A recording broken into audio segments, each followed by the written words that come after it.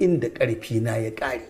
Shi sa nace jaffal kalam, amma na rike ta na ce to ni kuma wallahi na ce na rike muryar da ta sa na dinga tatsatta. Ni ma ina samun dan na ci ba ne abin da nake dan fantamawa. Shi sa magana abin da ke Allah shi take ka. Zan fito da kai dan Audu insha Allah. Allah ya saka mu da ka alkhairi. Ina godiya la ilaha illallah. Allah ya kiyaye ka la ilaha illallah. Ai ranka da duk da ka anshi mulkin gabas wallahi ni can zan tare ina daga hannun daman ka ana gyara tsinki da kyau gyara kinsu da kyau ina daga tashi muje to muje Allah shi ka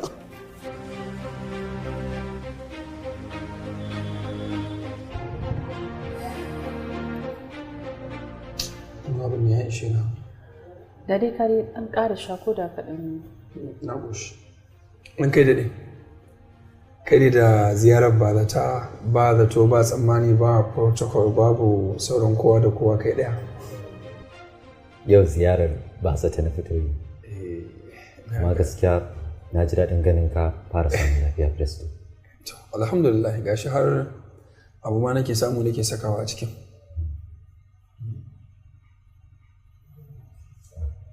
Mama Ahmad. Ranka ya daɗe. Ya jikin naki? Sauƙi. Ya Ahmad. Ahmad yana can yana faɗi tashi cikin uwa yana wasa. Yau yana wajen Jamila, gobe wajen Amira ko Balkisu da Juwairiya ko yana fada ma wajen sarki. Da ƙyar nake fito da shi mu tafi yawo. Ya samu sarari da saki wanda baya samu a nan. To ke kuwa ai dole ya samu fili tun daga baki ɗaya garin gabas ko da filin garin gaba ki ɗaya nashi. Ga ku dole a yi wasa yadda ake so ko?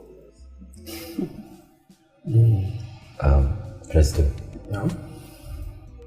Please, let's all forgive each other.